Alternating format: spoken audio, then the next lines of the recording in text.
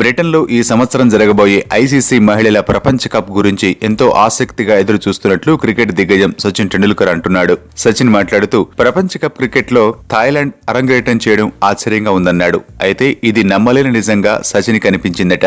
June జూలైలో జరిగే ICC మహిళల ప్రపంచ కప్ 2017లో ప్రపంచవ్యాప్తంగా ఉన్న కొందరు అత్యుత్తమ మహిళా క్రికెటర్ల ఆటను వీక్షించబోతున్నామని తెలిపాడు.